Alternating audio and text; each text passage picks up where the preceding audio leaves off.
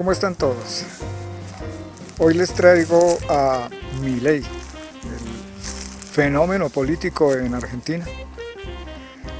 Refundar la derecha, al parecer, con un discurso nuevo, ¿no? Sistemático. Es una forma de retomar el poder que han visto que se le ha diluido a través de unos años para acá de las manos a estos países de habla hispana, ¿no? Desde México hasta la Patagonia.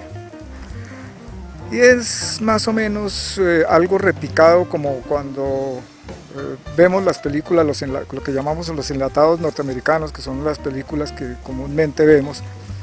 Es el mismo libreto con diferentes escenarios y llevamos años, muchísimos años, viendo ese mismo tipo de libreto repetido una y mil veces más, como dije, en distintos escenarios. Es más o menos lo que está tratando de hacer la ultraderecha desde México hasta Chile y en una forma muy parecida unos a otros, ¿no? En una parte es una copia del desparpajo de Trump y otra algo así como repetir y repetir y repetir una misma cosa mil veces. En este podcast que ustedes van a escuchar desmenuzamos un poco el tema y hacemos una comparación entre diferentes países. Bienvenidos.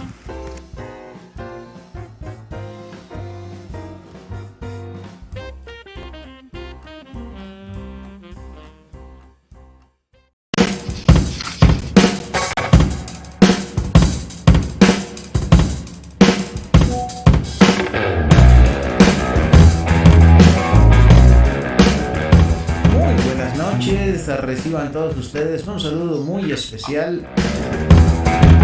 Los saludamos desde el universo de Madcast.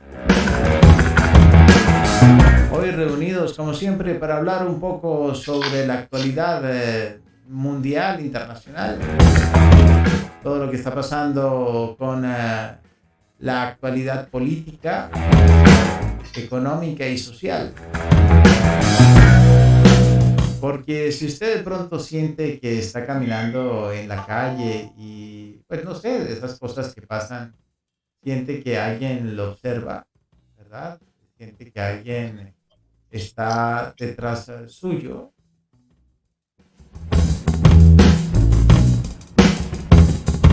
Que alguien vigila sus pasos. Que alguien sabe lo que usted piensa. Y que utilizan lo que usted piensa para hacer fraudes, que roban su voto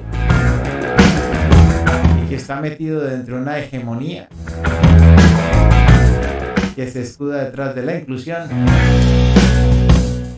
Déjeme decirle que usted tiene toda la razón. Usted está en el punto de mira.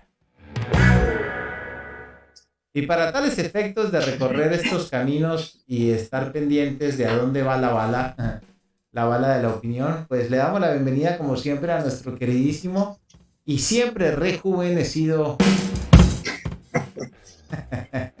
Álvaro. ¿Cómo estás? Bienvenido. ¿Cómo te acaba de ir? Bienvenida a esta tu casa, a este tu espacio. Gracias, Nacho. Y llegó Milei. Y llegamos hoy con Milei. Sí, señor. ¿Cómo estás, Álvaro? ¿Cómo va todo por allá? Bien, impresionados un poco con el discurso del presidente de aquí de Colombia el día de ayer en Nueva York, en la Asamblea Nacional de las Naciones Unidas. ¿Qué dijo? ¿Que no iba más aguacates o...? No, estuvo bastante, muy, muy bueno. Ana, pero de eso vamos a hablar, yo creo que dentro de 8 días, ¿saben? Porque me gustaría que hiciéramos un paralelo entre el discurso de Petro y el discurso de Bukele. Porque aunque están en dos posiciones diferentes, tienen muchas cosas en común, se encuentran. Entonces, valdría la pena hacer un programa en que tomáramos básicamente los dos discursos dividiéramos los fraccionáramos en pequeñas partecitas para juntarlos, o sea, es un trabajo que hay que hacer Lo fraccionamos, lo fraccionamos. Aquí fraccionamos discursos, aguacates, panelas. Exacto, y no le metemos al tema porque es bien interesante. Pues porque tiene que ver mucho con todo esto que vamos a hablar hoy inclusive. ¿Por qué? Porque es que la política, como se está moviendo de México para acá, hasta abajo, hasta Chile, está muy agitada. Y está agitada porque digamos, el progresismo, es que a mí no me gusta tanto decir izquierda, porque qué pereza con esa vaina de la izquierda y la derecha. Sobre todo Pero porque digamos, eso ya no existe. Ahora todo lo que hay es plata o no plata. bueno, pero todos tienen plata y todos quieren plata. Yo soy de los que quieren y no tengo. Sí.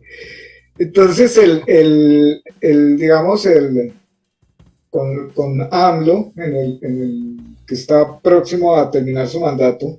¿No te suena eso como a compañía de celular? ¿AMLO? Sí. Comunícate con AMLO. AMLO. Comunicando Sí, a sí, sí. México, ¿no? Puede ser. Más o menos. Conectando a México Entonces, con el mundo. AMLO. Ahí está. sí, sí. Minuto a ser Bueno, presentes. bueno, ¿vamos a seguir o nos vamos a poner a mamar gallo? No, perdón. Aquí estoy. Disculpe usted, doctor Forero, perdón. Bueno, entonces, ¿qué pasa? Por ejemplo, México, que está a puertas de elecciones para el año entrante, junio del año entrante. Entonces, la narrativa del PRI y del PAN, ¿no? Que eso lo conversaremos en otro programa con más detalle, pero esto es hacer un paso muy rápido, es los que han perdido hegemonía frente a los que la han adquirido. En medio de todo eso está el pueblo. Y si tú examinas la política en México y te vienes para Centroamérica y luego pasas por Venezuela y pasa por Colombia y sigue bajando hacia el cono sur, prácticamente lo que sucede tiene unas similitudes impresionantes. O sea, cuando uno se pone a estudiar un poco más de fondo, por ejemplo, lo que vamos a hablar hoy de la política en Argentina, es como estarse mirando un espejo, ¿no?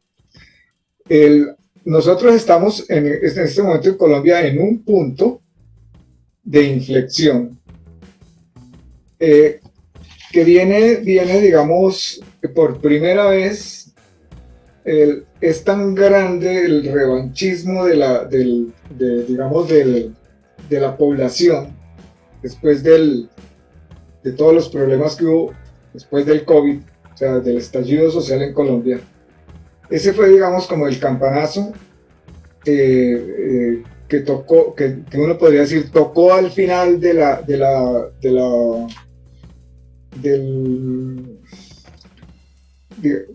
uribismo.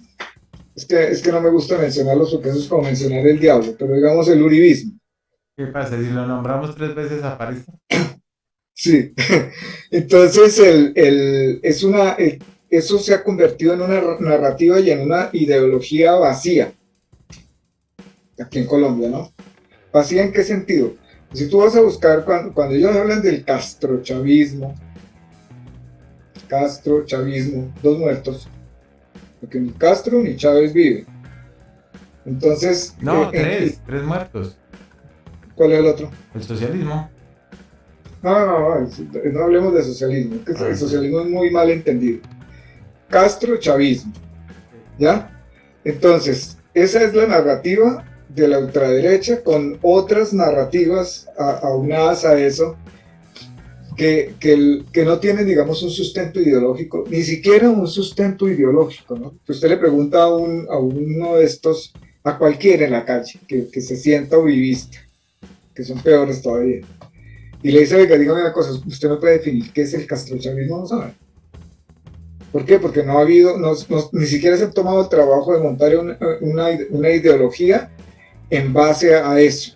Entonces te pueden decir... El castrocchavismo es una corriente filosófica de corte socialista que hizo o que fundó o a través de la cual se estableció como fundamento de partido político y accionar político el socialismo del siglo XXI en Venezuela, ¿no? Eso es un revuelto. Por eso. Eso es buscarle patas al gato. Eso no tiene ningún asidero por mí. Eso no aguanta un debate. ¿Ya? Porque en Venezuela, empezando porque en Venezuela no hay un socialismo. No, el socialismo del siglo XXI no fue socialismo nunca. No. Nunca, eso ni siquiera arrancó. Lo mismo que esta otra que llamaban de Río, ¿cómo es que se llama eso? Bueno, lo que querían montar en el Brasil, lo que quiso montar Bolsonaro en el Brasil para irse contra Lula da Silva. ¿Ya? Que es otra cosa parecida. Son narrativas de estos conservadores y a eso lo aplaude la iglesia, porque es que ellos se declaran católicos, pues, pero no, a todo dar. No, es que no tiene sustento. No lograron hacerle un sustento. Eso es una narrativa, ¿no? Una definición, pero es que el que se apropió del tema del castrocchavismo fue Uribe aquí, para decir que era que nosotros nos íbamos a volver como Venezuela. Cuando nosotros tenemos digamos, en tanto al manejo político y económico de Colombia es muy similar al de Venezuela. ¿Ya? Venezuela es un país extractivista y nosotros también. La única diferencia es que mientras estuvo Chávez, Venezuela era la idea de un Napoleón bolivariano. ¿Ya? El sueño de Bolívar, de la Gran Colombia. Pero no la constitución de Bolívar, porque él andaba con la constitución de Bolívar en la mano. Pero era una revolución bolivariana, no tiene nada que ver con comunismo, ni con socialismo, ni siquiera con Cuba. Que se aliaron como amigos y se apoyaron en Rusia, Maduro, y en China y todo esto, sí, pero no por la ideología comunista, porque es que en Rusia los rusos no son comunistas ya. Esos son capitalistas. ¿Ya? Los chinos tampoco son comunistas. Finalmente los chinos, el comunismo se lo imponen como ideología al pueblo, pero el actuar del gobierno y el desarrollo de la sociedad china es el desarrollo de una sociedad capitalista. Autoritarista y capitalista, ¿no? Sí, las dos cosas, ¿ya? Pero porque la gente tiene ese tipo de disciplina y se lo aguanta. Está bien. Bueno, sí, es un hecho que es una sopa de letras la política hoy en día. Y por eso, claro. Y sobre todo porque los unos han hecho, a ver, siempre se van a los límites, se extralimitan, llegan al borde de las situaciones, forzan las situaciones sociales, fuerzan al pueblo, fuerzan a la gente cae, aparte de que la mayoría de personas pues viven en la ignorancia porque no están interesados en conocer o más bien en esforzarse por emitir un juicio de su entorno, porque eso implicaría que se comprometieran y eso implicaría que tuvieran una postura y se hicieran responsables de generar el debate, que no se hacen responsables, porque hacerse responsables significa vivir según lo que se dice y nadie está dispuesto a eso. Entonces, en medio de toda esta amalgama, de todo este asunto, surgen figuras que rompen los esquemas y que de pronto son seguidas más por atractivo que por plan político, ¿no? Pero esto en estas latitudes, porque en otras latitudes la política es muy seria y los políticos no solamente son sometidos a escrutinio desde su programa, sino a constante vigilancia y son exigidos, ¿no? Por pueblos. Yo recuerdo noticias de Nueva Zelanda, noticias de algunos pueblos, por ejemplo, inclusive en Italia, a pesar de tener la herencia latina que tenemos con ellos, ¿no? Obviamente, en donde literalmente han hecho que renuncien alcaldes y encargados políticos porque no han arreglado una calle. A ese punto va la vigilancia y va la intervención del pueblo, ¿no? Dice, mira, yo te estoy pagando los impuestos y resulta que hace un año esta calle está dañada. ¿Qué pasó con mis impuestos que no han arreglado la calle? ¿En qué te los gastaste, no? Y toda esa presión social efectivamente hace que el funcionario o funcione o se vaya. Pero en estas latitudes que nosotros tenemos, creo yo, Álvaro, pues todos estos excesos, la corrupción, el desánimo, la apatía de la gente, la desigualdad, entonces dan razón a que surjan caudillos, figuras heroicas, personas que con la irreverencia y la intolerancia rompen el molde, y a eso se le dice política, cuando está muy lejos de lo que es la política. Digo yo, en mi ignorancia. La política es una ciencia humana. Al fin y al cabo, ¿quién soy yo para decir esto? Nadie. Soy un cavernícola en una cueva, asocial, radical, tóxico, grado nuclear. Así que bueno, tú me dirás bien esto porque yo de esto no sé nada. Bueno, entonces, digamos, retomando, ¿no? Son, digamos, oleadas, mutaciones en los pueblos que se dan por tiempos. Ahora tenemos nosotros, por ejemplo, la influencia del Vox en España, que están tratando... Que ya se fueron inclusive al Congreso. Exacto. Entonces, que están tratando de expandir el francofascismo nuevamente, apoyado, porque hasta alguien apoyó a Franco, fue la iglesia. O sea, yo no tengo nada contra la iglesia, sino contra los manejos que algunos dentro de la iglesia hacen, ¿no? Cuando la iglesia se mete en política es fatal.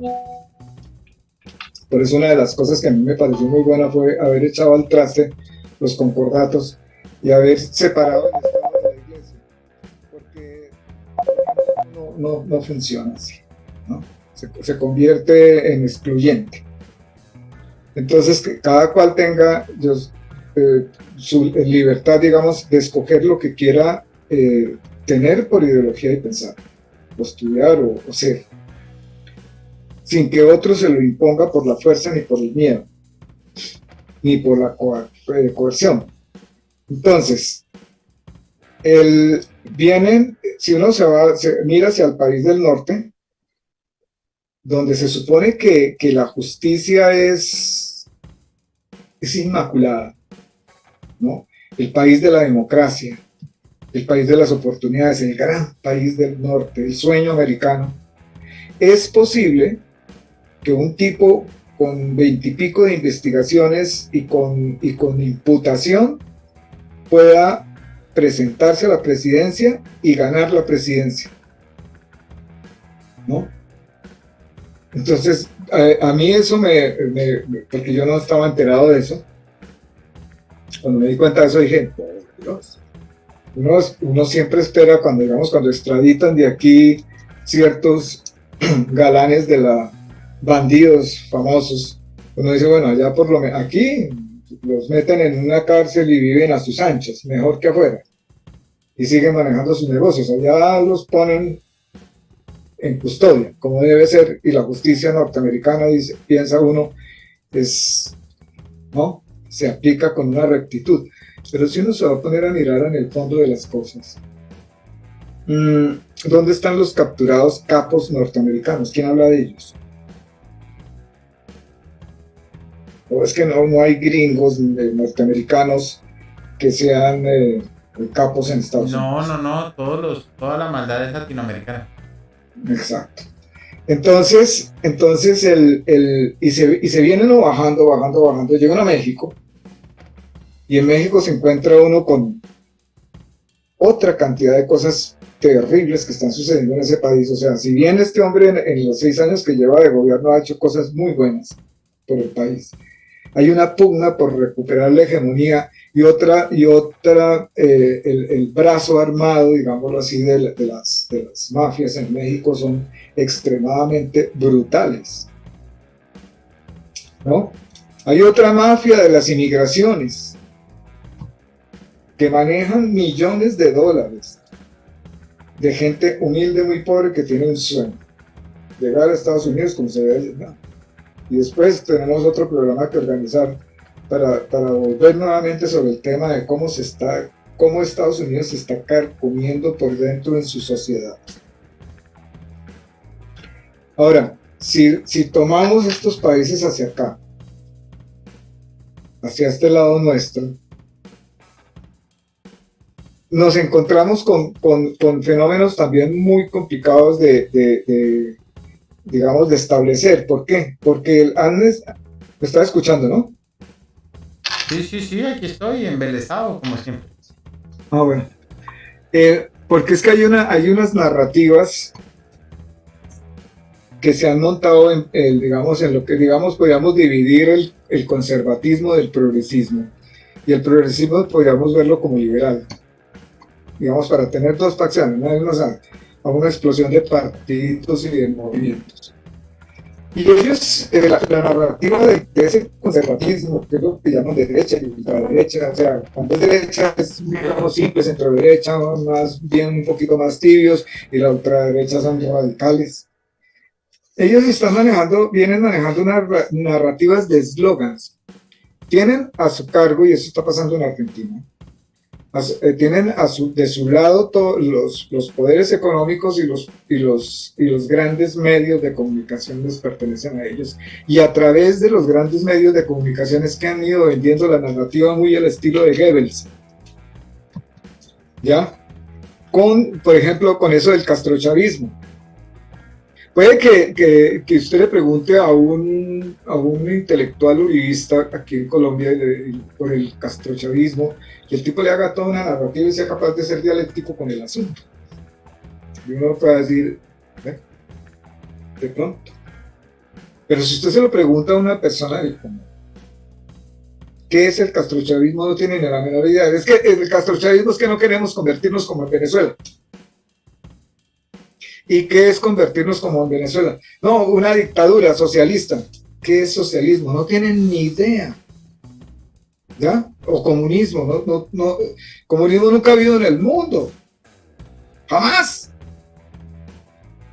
El comunismo se lo implantó. La palabra comunismo fue el escudo que se puso Stalin y todo su séquito de criminales para vivir ellos como unos grandes monarcas con un pueblo sometido.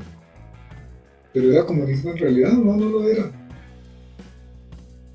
La misma monarquía, lo mismo la democracia, son otras formas de monarquías, en las que unas élites viven como reyes y el pueblo como peón, como lacayo.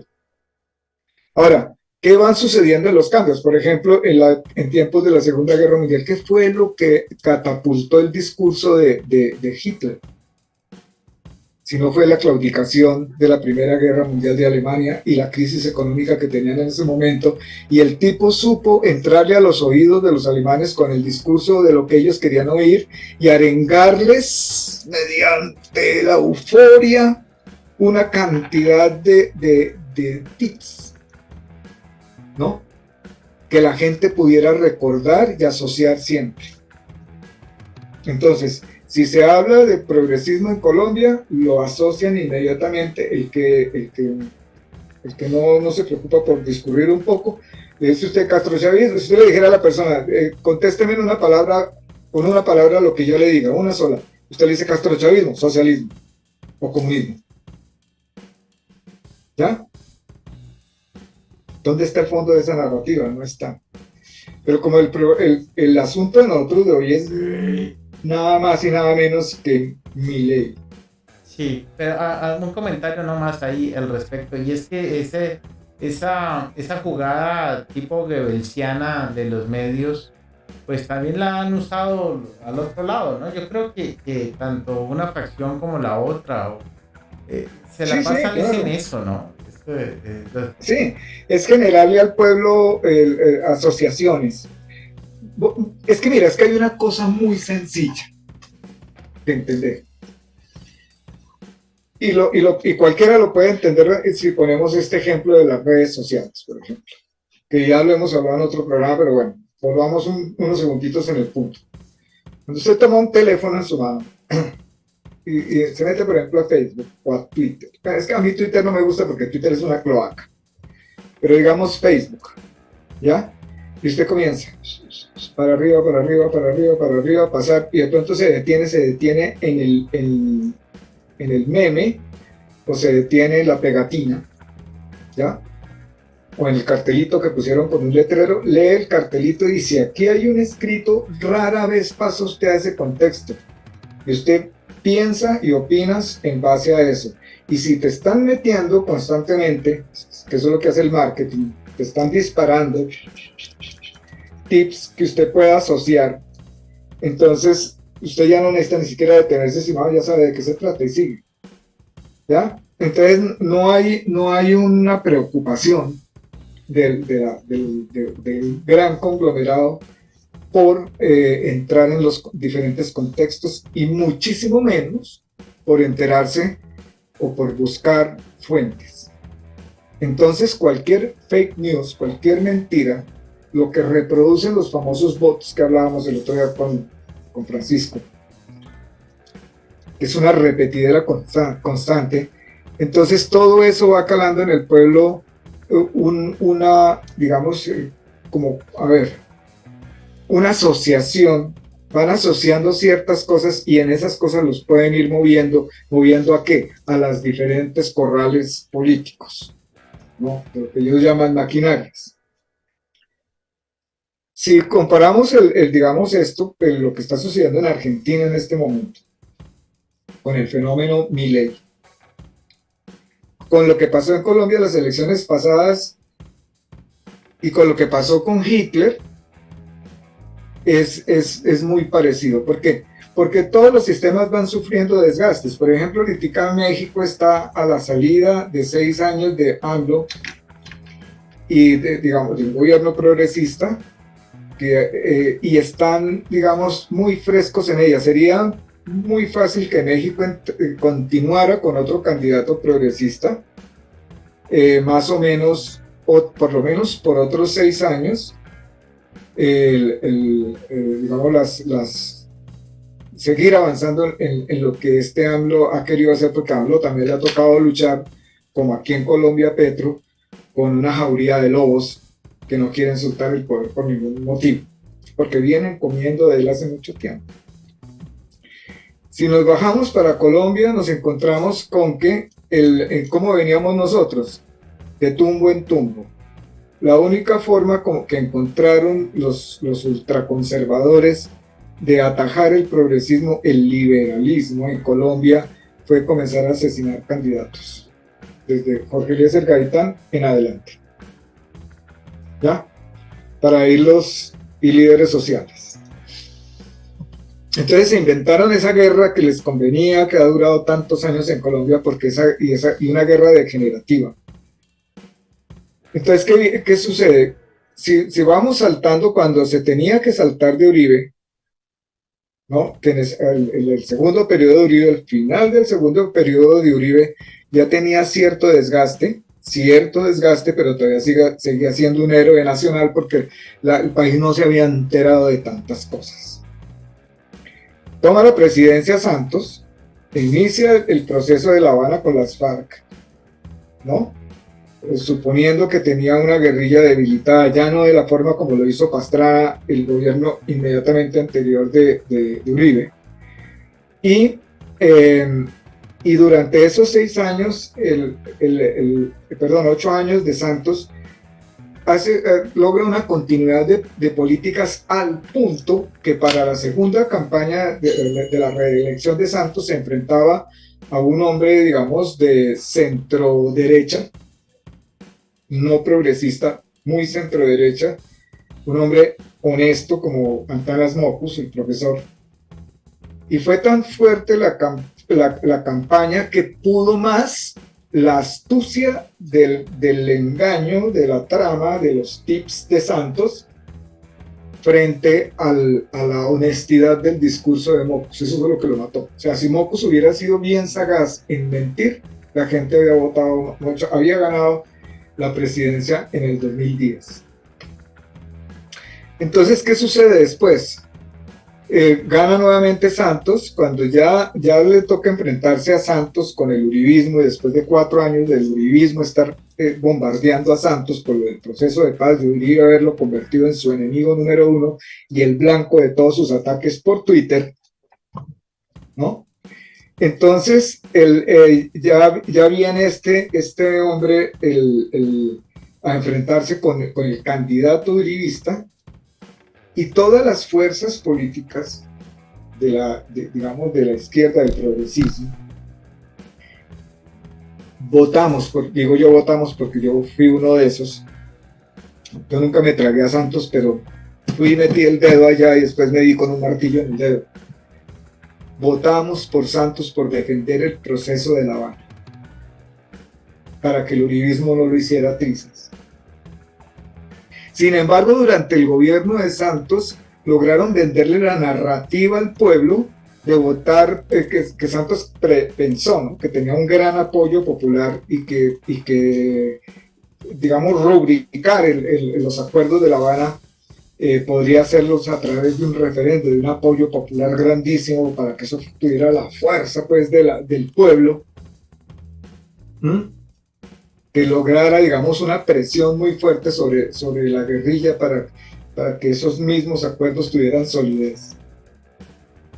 La narrativa del uribismo en ese entonces fue nuevamente hecha en una campaña de tips. Ellos ganaron yo no me acuerdo cuánto es la atracción en este momento, pero es una insignificancia de diferencia de votos, el sí y el no, ¿no?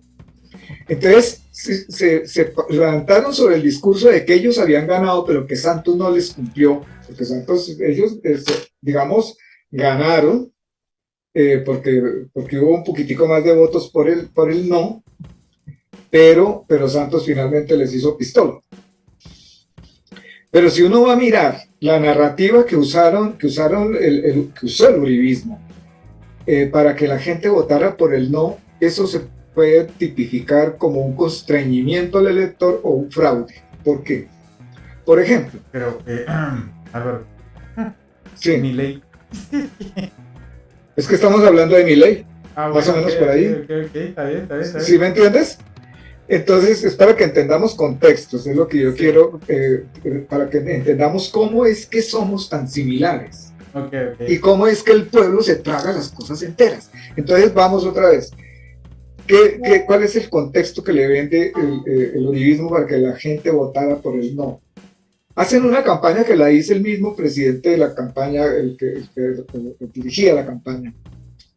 De acuerdo o sea, dividieron las poblaciones en Colombia, las idiosincrasias y el grado cultural. Y les hablaron a los de estrato 5, estrato 4, estrato 3, estrato 2 y estrato 1. A los ancianos, por ejemplo, les vendieron la idea de que les iban a quitar las pensiones para entregárselas a los guerrilleros. Y un viejito que no ve sino RCN y Caracol, que está acostumbrado al corrillo de la tienda o de la cafetería, ¿no? Como dicen aquí los prostáticos, ¿no? Que ya se reúnen los pensionados a hablar. En ese tipo ¿no? ¿De qué se alimentan, digámoslo así, intelectualmente, como para poder descubrir algo y les parece que lo que le están diciendo es verdad? Y lo dicen tantas veces, Goebbels, repiten la mentira tantas veces que la gente comienza a creérsela y a difundirla, se convierte en un refrán popular, como la frase de Maquiavelo, piensa mal y acertarás, y que la escribió en el libro El Príncipe, cuánto hacia atrás, y le ha dado la vuelta al mundo y no se detiene ya como un refrán popular, o sea, se estableció en la mente de la gente. ¿Qué está haciendo Milei? Si vamos entrando en materia. Algo parecido, nosotros tuvimos ahora en la campaña de Petro, porque es un ejemplo bien interesante para mirar a ver qué es lo que va a pasar en Argentina, tuvimos una ultraderecha, o sea, el uribismo desgastado completamente, verbo y gracia, todo lo que pasó con Duque. Y estaba demasiado fresco en la memoria de la gente el estallido social y todo lo que pasó con los jóvenes. Y aunque hay una facción que cree que esos jóvenes eran unos terroristas y que era necesario sacarle los ojos, matarlos y meterlos presos, hay una gran cantidad de personas, que es la mayoría de los colombianos, que creen que no. Y encima de eso se comienza a destapar en la JEP todo lo referente a los falsos positivos y ahora sí que más en este año las narrativas de los soldados son impresionantes. Los exmilitares que participaron en todas las matanzas y de los paramilitares y de los guerrilleros, porque todos están hablando, por eso bombardearon, quiso Uribe bombardear la JEP desde el inicio, desde que Santos, yo digo que la JEP fue la venganza de Santos contra Uribe. Sí, porque es que todos los caminos, como cuando decían aquí en Colombia en el Festival del Bambuco, todos los caminos conducen a Neiva, con la JEP todos los caminos conducen a Uribe. Pero el hombre sigue tranquilo. Entonces, cogen un país cansado, completamente, no solamente desgastado, sino ya mamado. Y es el momento de venderle una narrativa. Lo hizo Uribe cuando terminó el gobierno de Pastrana. ¿Cómo estaba Colombia en ese momento? Secuestrado, no se podía viajar, o si se podía viajar era con el riesgo que cayera usted en una pesca milagrosa de la guerrilla, las poblaciones estalladas, la guerrilla paseándose por todo el país haciendo lo que se le da la gana, y la gente gritaba, decía, hagan algo, y llega con la seguridad democrática y nos vende el discurso de que él iba a ponerle freno a la guerrilla, mano firme, corazón grande. Y la gente vota por Uribe. Pero entonces el uribismo tuvo 20 años de hegemonía, aún se haya convertido en enemigo de Santos, era más o menos la misma corriente. Porque Santos fue el candidato de Uribe en el 2002, 2006, en el 2010. Ya en el 2014 Santos era el candidato de Santos, del partido de la U, otra cosa. Entonces, ¿ahora qué sucede? Lo mismo, ¿no? Bien, Petro tiene una narrativa que ya venía cocinando desde hace mucho tiempo y que le favoreció muchísimo todas las embajadas. ¿Sí me entiendes? Sí. Pero a Petro le salta al ruedo un fulano llamado, conocido como el ingeniero. El viejito mal hablado. Miren las similitudes, vamos mirando hacia Milei. El viejito mal hablado, el que le iba a poner el coto a la corrupción, el que no hablaba sino de que esos eran unos ladrones, unos bandidos, unas carraspandas, unos retrecheros, unas ratas inmundas que hay que sacarlas del Congreso, el que dijo que si llegaba a la presidencia él iba inmediatamente a declarar el estado de conmoción interior, cerraba el Congreso y gobernaba por decreto, porque iba a sacar a todas las ratas enquistadas, todos los que robaban. Y ese discurso del viejito más el TikTok, ¿no? De los bailes del viejito en el TikTok, se volvió un personaje simpático que le agradó a muchísimos muchachos jóvenes, que era la gente que querían captar. Fue tan duro los debates para la primera vuelta, que es lo que sucedió más o menos en Argentina, para la primera vuelta entre todos, que a Rodolfo le sacaron los trapos al sol, y el tipo se los sacó a los demás porque bien vulgar ha sido, ¿no? Grosero, machista, mejor dicho, todo lo que usted quiera, fulano. Es que no hay cosa más deliciosa que un hombrecito pagando 15 años interesitos por una casa que compró. Eso es una delicia, decía el tipo, ¿no? Exhibiéndose en yates con viejas, o hemos dicho una cantidad de cosas exuberantes. Entonces aquí nos atrevimos a decir que Rodolfo era el Trump de Colombia, porque Trump es otro jetón,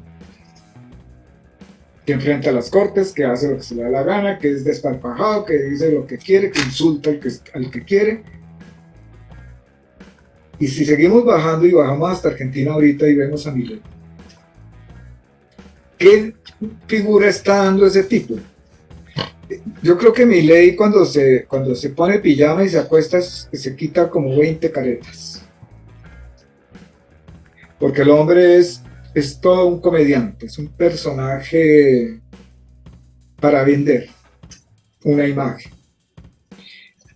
se encuentra con un pueblo, Argentina, que viene, ¿no?, con una serie de desgastes en los distintos gobiernos que han pasado, de la Kirchner y de todos, pero que básicamente es un pueblo que los jóvenes de hoy ya son prácticamente los hijos, los nietos más bien, de los que vivieron la década de los 70 de las dictaduras. Ellos ya puede que, si es que conocen la historia, no les afecta, no les llega al alma, no los toca porque no la tienen fresca, no la traspasaron, no la sufrieron. Y no están muy contentos con la situación económica en Argentina, que tampoco es que digamos que es una maravilla. Y viene un tipo como este y les vende una narrativa mesiánica. Mire, yo estoy casi seguro que los votos que se ganó Milei en los comicios pasados para pasar a la segunda vuelta fueron unos votos de revancha contra la hegemonía que es Argentina hoy. Pero eso le puede costar muy caro a la Argentina, porque a Alemania le costó muy caro con Hitler. Yo no estoy diciendo que Zelensky se va a convertir en un Hitler, no, pero sí un Hitlercito, como se lo dijo el Papa, ¿no? Un Adolfito.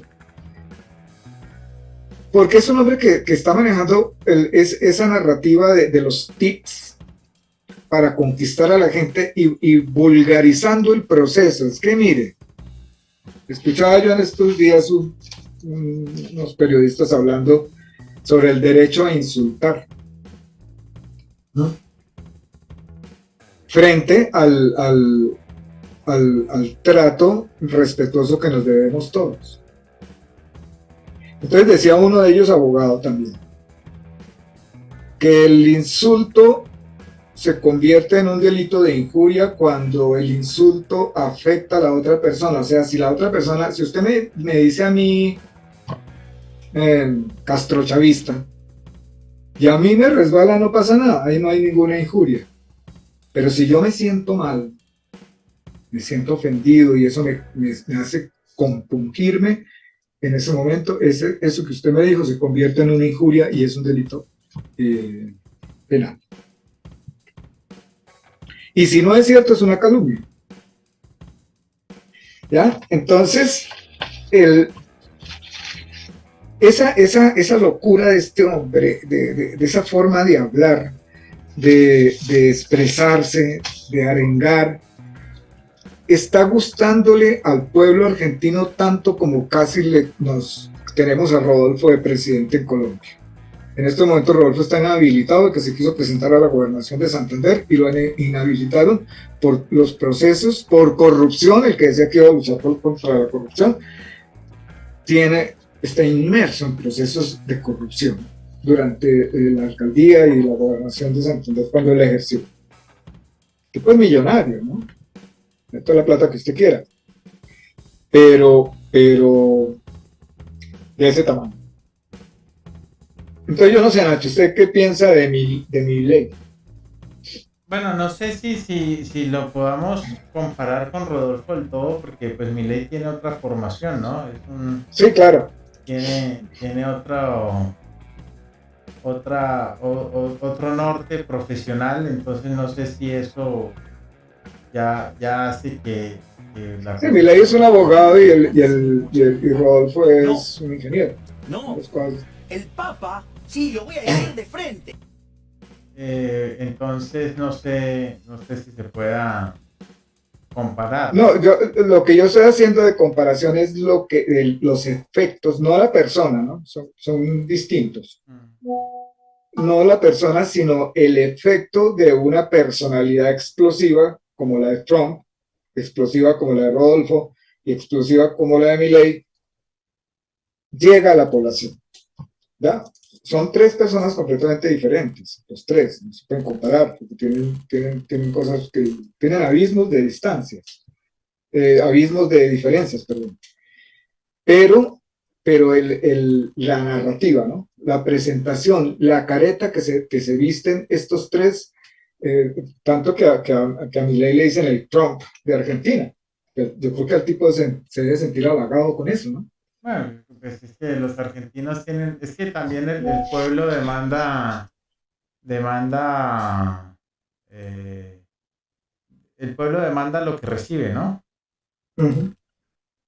Ahora, él tiene la que podría ser, digamos, la segunda de él, que podría estar encargada de la seguridad y de la defensa, es Victoria Villarruel,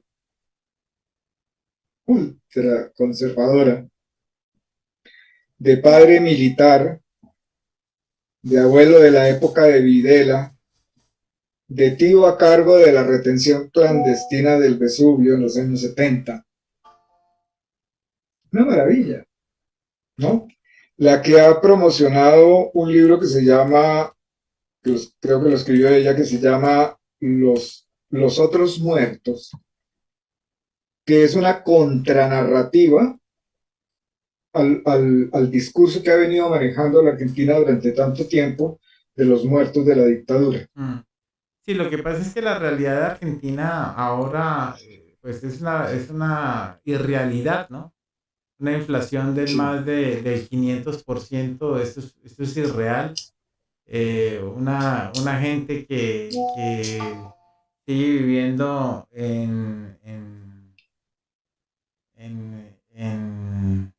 pues como en un autismo social, unos con mucha plata, otros sin nada.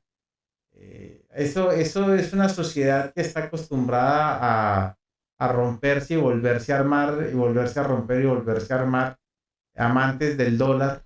Entonces, con unos egos infladísimos, ¿no? Unos egos nacionalistas, ahora como campeones del mundo. Entonces, eso hace que bueno, que vivan como en esa irrealidad, ¿no? Entonces cae muy bien un personaje así en esa irrealidad. Sí, sí, sí. Claro, entonces, claro, porque muchos se tienen que sentir identificados con esa arrogancia del tipo, Sí, pues ¿ya? es que Ahora, ellos yo no son de desconozco, corte arrogante, ¿no? sí, yo no podemos decir nosotros que es que Milei no tiene no discurre una sola idea que pueda llevar a la Argentina a cierta gobernabilidad.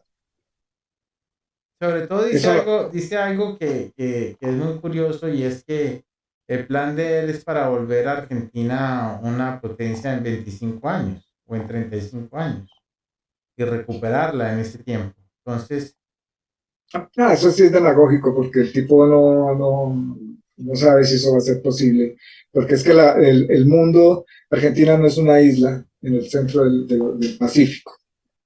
Está inmersa en un continente y le afecta lo que sucede en Chile, en el Brasil, en Colombia, en Perú, en Venezuela, todo el continente le afecta, y encima de eso somos el patio trasero de los gringos. Eso no es, o sea, eso es la narrativa, ¿no? Es que Petro con la potencia mundial de la vida, Colombia. Para que Colombia sea la potencia mundial de la vida, él termina los 4 años de presidencia y no ha hecho ni el 25% de toda la buena intención que el hombre tiene. Que esa es la realidad. ¿Por qué? Porque encuentra una presión muy grande que no lo deja. Por eso me interesa el programa de Bukele, porque es que Bukele ha hecho unas cosas interesantísimas, pero que es otra forma. Pero El Salvador es como decir una isla, es una cosita así de grande. No se puede comparar con México, con Argentina, con el Brasil. pero en su momento fue comparada, y además de eso, pues era el coco del mundo, ¿no? La Mara salvadoreña era estandarte del diablo en todo el Ah, mundo. Y hoy en sí, día, sí, pero bueno, ese es otro discurso, pero que eso lo asumimos cuando hablemos de estos dos. Pero mire una cosa, Ignacio, interesante. no sé Es, si quieres, tenemos lo del, pues, para darle un contexto más a mi ley y a todo esto, pues oírlo cómo piensa y oírlo lo que dice en contexto con este tema del Papa. No sé si quieres sí, sí, claro. lo pasamos o... Pero entonces terminemos un puntico acá. Los dos demonios, ¿no? En Argentina. El demonio de la subversión, que costó infinidad de muertos y de muertos de Estado, y el demonio de lo que querían atajar digamos, esa facción de ultraderecha en Argentina, apoyados en Videla y toda la represión militar de la dictadura. Porque la dictadura sirvió a una clase social en Argentina que quería manejar pues todo eso que le convenía. Es que detrás de todos esos poderes, esos no son sino títeres. Detrás de todos esos poderes hay otros poderes ocultos muy pesados, muy grandes, que manejan el billete. Entonces, pero a mí lo que me parece, digamos, puede que Milei pueda tener ideas o pueda ser capaz, digámoslo así, de conducir a Argentina por algunos, ¿no? Por algunos caminos que le puedan mejorar un poco la situación. Siempre y cuando no se vaya en contra de la justicia social, porque para el tipo la justicia social, que es lo que tiene que ver con los derechos a los pensionados, la salud y todas estas cosas, para él eso es comunismo. Eso no irá pues que piense así, ¿no? Y todo lo que tenga que ver con progresismo, para mi ley es comunismo. Eso hay que acabarlo, hay que desecharlo, hay que aplastarlo, porque es una plaga, es el demonio.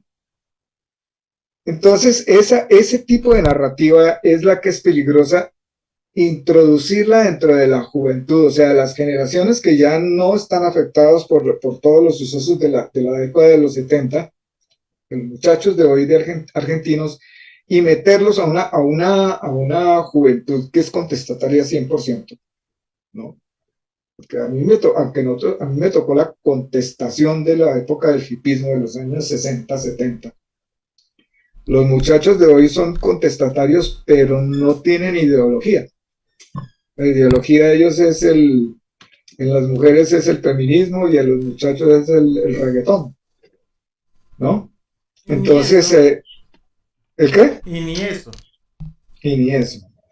Entonces, ya eso raya en una arrogancia beligerante, digámoslo así. Y viene un tipo y los incita a una mayor beligerancia y a un desparpajo total, a un irrespeto por todo lo que no se parezca a él o a ellos, si se hace un grupo. Entonces es muy fácil polarizar el país y avanzar una parte contra la otra. Eso es lo que es el fascismo. Y generar el enemigo interno, que también es muy sencillo, ¿ya? Que es lo que hay, lo que tenemos en Colombia hace mucho tiempo. Entonces, por ejemplo, ahora sí ponga lo del Papa y analizamos, por ejemplo, esa locura. ¿Cuál va primero, la del Papa o la de Milei? Ponga la del Papa porque fue lo que provocó la reacción de Milei. Ok, ahí va. En la Argentina, lamentablemente, hay ahora sectores de la juventud, desinformados o no, pero que siguen mucho estas ideas que no tienen un sustento. Por eso mencioné síndrome 1933. O sea, Adolfito, ¿no? O sea, yo le tengo pánico a los salvadores de la patria, entre comillas. Es tan cobarde que ni siquiera usa nombres. O sea, por lo menos el mequetrefe tuvo el coraje de por lo menos de decírmelo con el nombre. El Papa es tan cobarde que ni siquiera, frente a semejante aberración que dijo, tuvo lo que hay que tener para decirle quién está hablando. Y eso lo muestra como un cobarde. En la Argentina, lamentablemente. Ahí fue, esta fue la primera. Sí. Esa fue la respuesta de Milei, ¿no? Porque el Papa no lo mencionó y él se puso el guante, ¿no? Sí, el Papa habló sobre ¿Sí? los salvadores de la patria y de los adolfitos, de los que venden humo, ¿no? De los que venden una ideología, y mira cómo se refirió a los jóvenes, ¿no? Donde dice que unos informados y otros no. ¿Ya? Pueden ser arrastrados fácilmente de ideologías al estilo del año 33, 1933, y dice por adolfitos. Entonces Milei sencillamente se sintió un adolfito. Se puso el guante, O sea, él mismo se hizo evidente, pues no lo mencionaron, se hizo evidente. Que el Papa se está refiriendo a él, sí, y que podría referirse, por ejemplo, a Grabois, también podría ser, ¿ya? O que se pudiera estar refiriendo a Massa. Sencillamente todos los políticos son vendedores de humo, en cierta manera.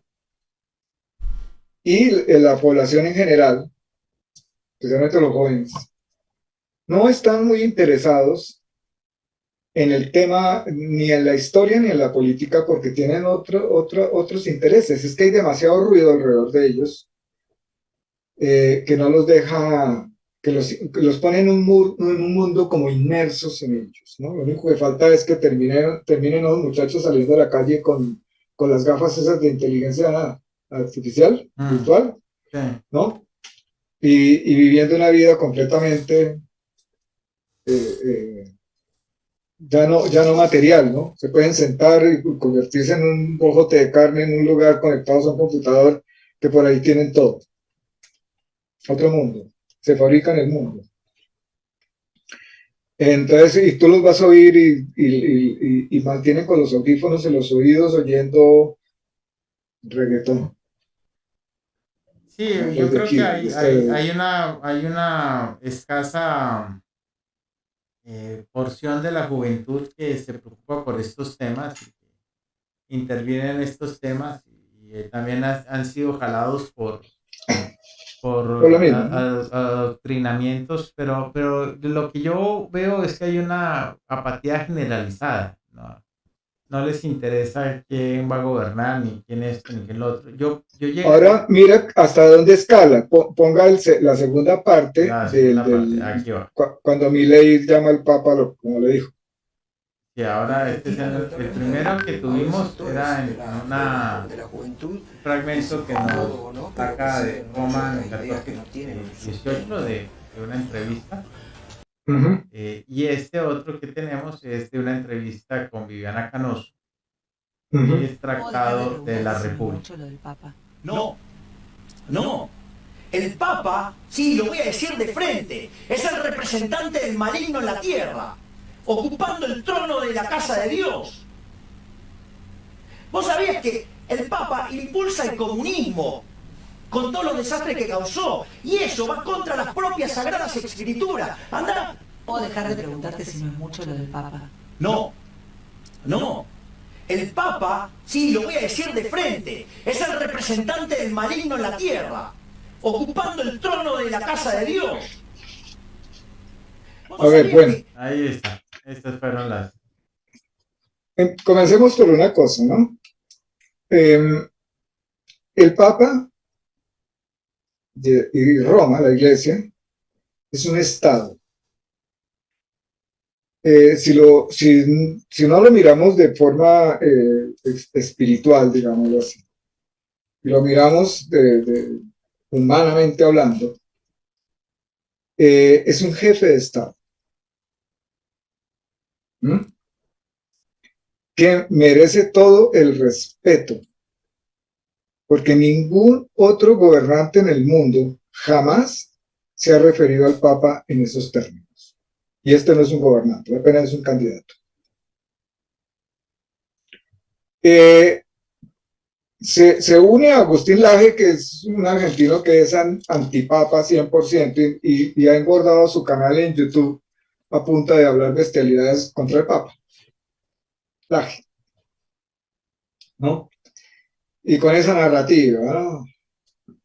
Y este tipo dice que el Papa apoya el comunismo. Si uno toma las escrituras y que dice que va en contra de las escrituras, lo más parecido, óigase bien, para que me puedan entender lo que voy a decir ahora, tenemos que separar comunismo de totalitarismo. ¿Me estás entendiendo, Ignacio? Sí. Porque lo que hubo a través de Stalin y de ahí en adelante fue un totalitarismo. Lo que ha habido en China con el maoísmo es un totalitarismo, que es muy diferente a la ideología pura del comunismo. Lo más parecido al Evangelio es el comunismo. ¿Por qué? Porque es el tener todo en común, y usted lo encuentra en los Hechos de los Apóstoles, cuando dicen que todos vendían sus bienes y los repartían para el bien de la comunidad. O sea, no el pretender, sino el enunciado del Evangelio es que nadie es más que nadie. Y el que esté más arriba es el servidor de todos. El que tenga mayor conocimiento es al quien le demandarán mayor servicio. El que posea riquezas, que las comparta. El que pueda dar trabajo, que lo dé. El que pueda darle un pan o un vaso con agua a otro, que se lo dé. El Evangelio no es una ideología, ¿ya? El Evangelio es una doctrina, que es una cosa muy diferente. Y lo que dice y reza el Evangelio, y es lo que promueve la Iglesia, pero a veces no practica, porque eso no hay que negarlo, es precisamente el no al individualismo. Yo soy quien soy como ser creado único e irrepetible, pero abierto al servicio de los demás. Entonces hay un dicho que no es del Papa Francisco, pero yo se lo voy a mencionar a él, no recuerdo de quién es ahora, que dice: el que no nace para servir no sirve para vivir. Entonces es el servicio. Y finalmente en la escatología del mismo Evangelio, para contradecir a Milei, en la escatología del Evangelio de Mateo, del capítulo 25 en adelante, cuando se habla del fin del mundo, el fin de los tiempos, del juicio final, a la humanidad entera no se le va a preguntar por su ideología, si pertenecía a esta o a esta otra iglesia, sino por el amor. Y el amor sustentado en el servicio. Tuve hambre, me diste de comer, enfermo me vestiste, me visitaste, desnudo me vestiste, preso me socorriste. Señor, pero ¿cuándo te vimos así, en estas condiciones? Y lo hicimos cuando lo han hecho ustedes por cualquiera de sus hermanos. Lo han hecho por mí. En eso está sustentada, digamos, la doctrina del Evangelio y de las Escrituras. De manera que ahí no tiene razón Milei. ¿Por qué no le gusta el Papa? Porque el Papa habla de justicia social y de los descartados. ¿Quiénes son los descartados? Los que arrinconan en los extramuros de las ciudades. Y los primeros que salieron en Argentina a defender al Papa fueron los curas villeros, con los que trataron de enlodarlo a él con lo de la dictadura de Videla. Porque cuando fue elegido Francisco Papa, lo primero que sacaron los argentinos, bueno, algunos argentinos, le sacaron fue su pasado con la dictadura de Videla, tratando de acusarlo a él de haber sido amigo de Videla y favorecedor para que estos sacerdotes fueran tomados presos. Cuando fue todo lo contrario, hasta que uno de los curas, no me acuerdo el nombre de él ahora, se me fue, salió a la prensa y dijo: no, son pues, uno de los mismos villeros y de los que estuvieron presos.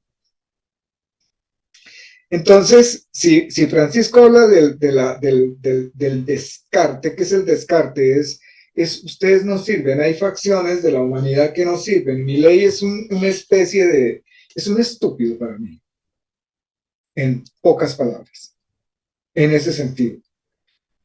Le doy el beneficio de la duda de que pueda, digamos, tener propuestas que puedan servir a la Argentina si llega a ser presidente.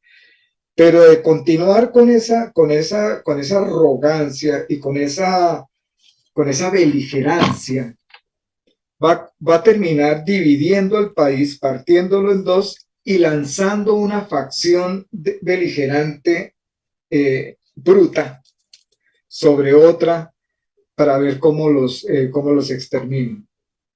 Es muy peligroso ese juego que el hombre está haciendo. Porque él no va a brincar a Brasil, ni va a brincar a Chile a armar guerras, no. En ese sentido, por eso le digo el Papa Adolfito. Pero dentro de su mismo país puede generar un enemigo interno de tal potencia que o sea, en que se justifique cualquier barbaridad, al estilo de los uribistas aquí. Bala es lo que viene, bala es lo que hay. Y era, como dijo una de las senadoras de aquí, que es áulica de este señor, que el Estado cometió excesos, pero eran justificables. Claro, 6.402 y eso que contando porque están saliendo cada vez más de nacionales inocentes muertos para hacerlos pasar por bajas de combate, por ejemplo. Eso era justificable. Entonces, Milei puede llevar a la Argentina interna, dentro de la misma Argentina, a un conflicto social muy grande, porque el tipo no mide la boca, ni tiene diplomacia alguna, y cree, y es un comediante, y cree que, y sabe que ese discurso, al estilo de las planteamientos y de las propagandas de Goebbels, que lo han copiado desde Franco, desde la época de Franco para acá, todos estos neoliberales, para poderse posicionar y generar un ambiente de salvadores. Por eso es que el Papa lo dijo de esa manera, los salvadores. Bien complicado. Bien complicado. Siga usted, Nacho. No, yo creo que pues habría todavía que andar mucho más, pero ya el tiempo se nos escapa, Álvaro. No sé qué quieras hacer, si quieres pues, que pasemos a una segunda parte. No, alternémoslo para no, digamos, no ser tan, lo digamos, porque es que el tema más o menos redunda uno con otro y es interesante seguir así, porque es que, digamos, si mañana David puede, entonces seguimos con México. Ajá, pero ya es un programa centrado en México, ¿no? Sí. Pero entonces sí es interesante el continuar con esto, porque es que este es un fenómeno, ¿no? Lo que se está presentando, que viene siendo como calcado desde las consecuencias de la Primera Guerra Mundial, lo que llegó en el fascismo. De ahí surge también Mussolini y otros tantos, ¿no?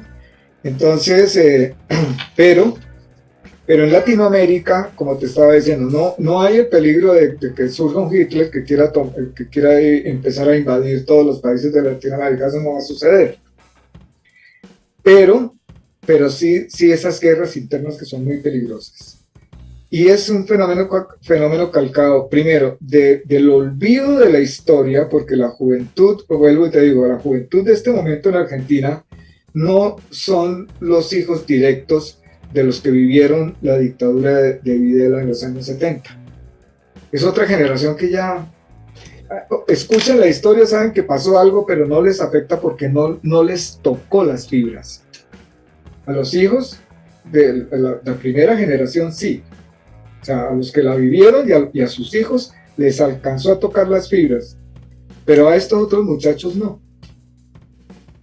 Porque relativamente Argentina entró en un proceso de paz, pero y se mantuvo vivo el demonio de la dictadura, lo mantuvieron vivo, por eso quieren revivir o darle vida al demonio de la justificación de la masacre estatal sobre los argentinos que consideraron y llamaron guerrilleros porque sencillamente se estaban oponiendo a la dictadura.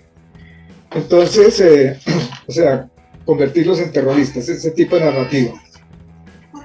Entonces, sería interesante que dentro de 8 días hiciéramos esa comparación Petro-Videla, que nos puede ayudar un poco más a entender estas cosas, no irlas como desmenuzando, porque la idea no es, o sea, usted sabe cuál es el estilo negro. A mí no me gusta, digamos, hacer el tipo de programa que hace todo el mundo, ¿no? Cifras, datos, el internet está lleno de todas esas cosas, sino llamar la atención sobre algunos puntos de vista para que todo el conjunto de la narrativa intrigue un poquito a decir, bueno, sí, pensemos a ver si es que esto sí es cierto o no es cierto, investiguemos acá, vamos a esta página.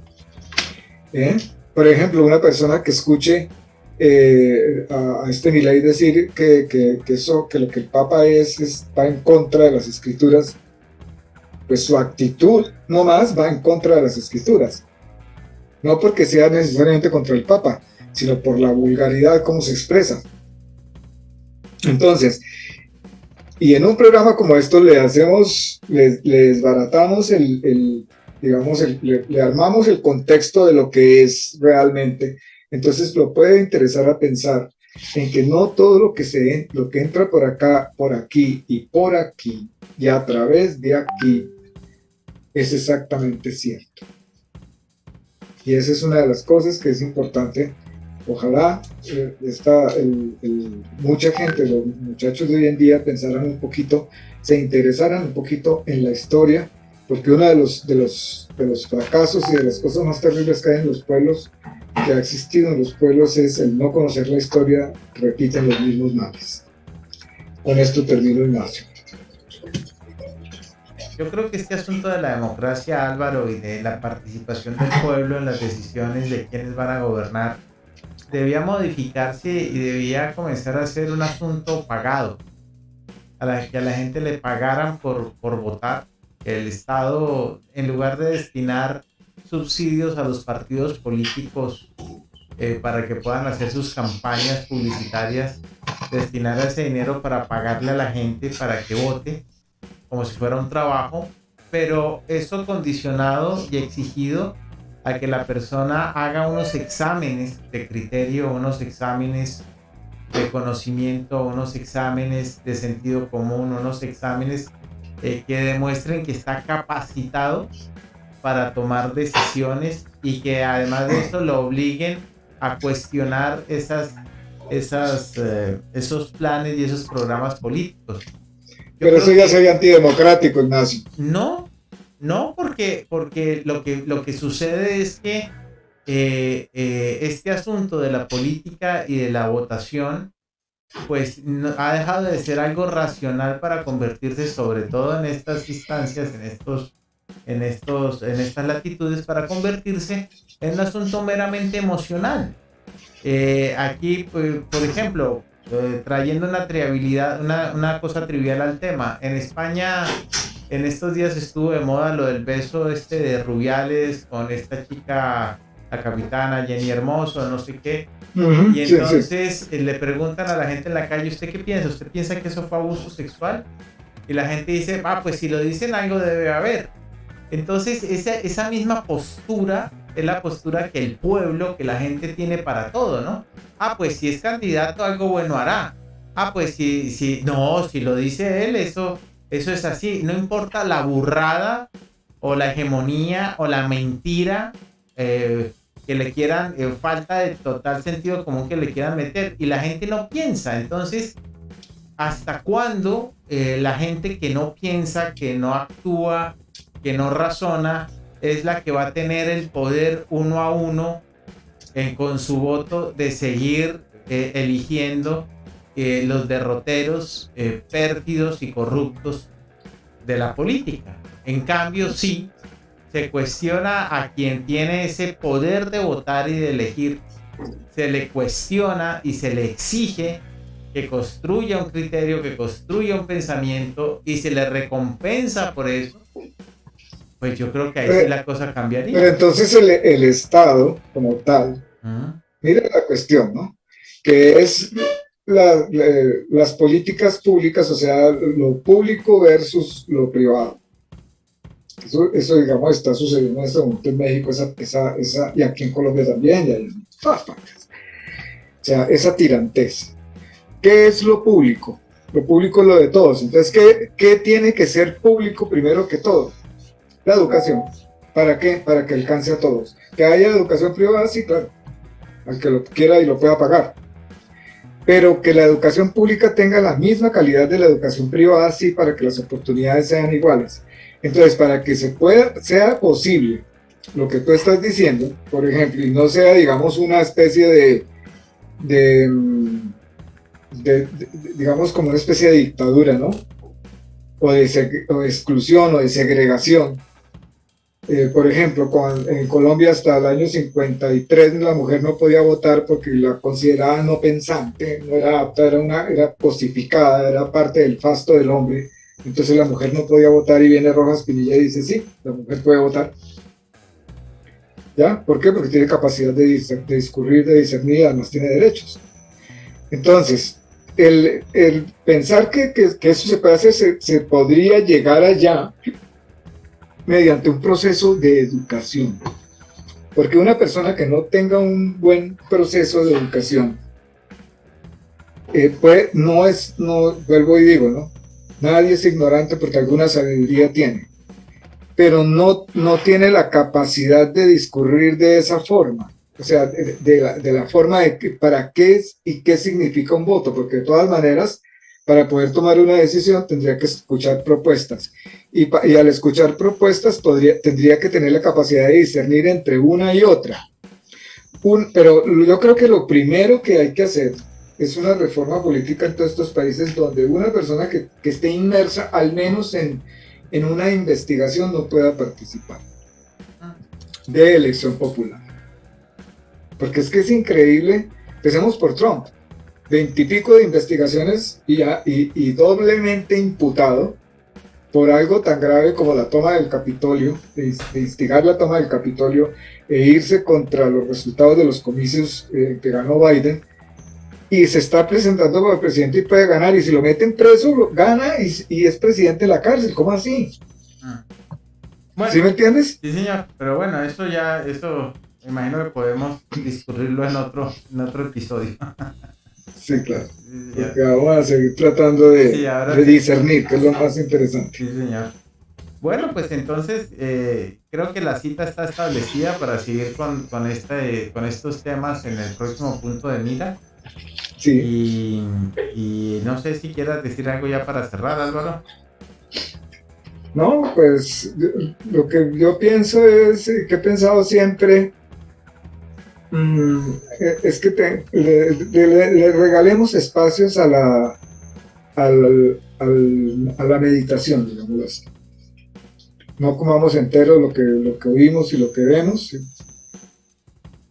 y tratar de meterse un poquito más a fondo en las cosas, ¿no? Yo digo, bueno, está bien, uno se ocupa del trabajo, de la comida, de lo que tiene que hacer, del estudio, de los muchachos de la rumba, de su música, de sus gustos, de la chacota, pero pueden convertir los mismos espacios entre amigos en espacios, no siempre, ¿no? Pero sí buscarle espacios intelectuales en que se puedan poner un tema y poderlo discutir con altura, inclusive estudiarlo. Y ahora que tienen tanta facilidad con el teléfono en la mano, porque es que uno le tocaba ir a la biblioteca si quería enterarse de un tema, o le tocaba acudir a la enciclopedia de la casa, que eran 30 volúmenes, o le tocaba irse a buscar un diccionario así de grande. Hoy en día todo lo tienen resumido en un teléfono que a un clic encuentran todo tipo de información. Lo que tienen que aprender, eso sí, es a pescar, ¿no? Uh-huh. Para saber cuál es la buena información y cuál es la regular, y por lo general irse a fuentes. Uh-huh. Por ejemplo, cuando se habla de la historia pueden encontrar fuentes muy buenas en las tesis que se encuentran en PDF, que las pueden descargar gratuitas, de trabajos universitarios muy buenos. ¿Ya? Que muchos de ellos no tienen los sesgos de los escritores de la historia tradicionales. Entonces, pues son unas investigaciones fabulosas. Yo lo digo porque yo ayudé a mi hija a elaborar la tesis de grado, María del Mar. Le ayudé en el sentido de le ayudé a transcribir y otras cosas, no, la tesis la hizo ella. Pero cuando estaba yo, digamos, como de escribiente de ella, de escriba, me encontré unas cosas que me encantaron, fabulosas dentro del mismo marco de la historia que ilustra, que ilumina, y bueno, ¿no? Es muy necesario alimentar esta. Exacto. ¿Ya? Es muy necesario. Bueno, pues con eso en mente nos despedimos y nos encontramos en la próxima semana, donde nuevamente vamos a estar aquí bajo el ojo del punto de mira. Que estén muy bien. Bye bye.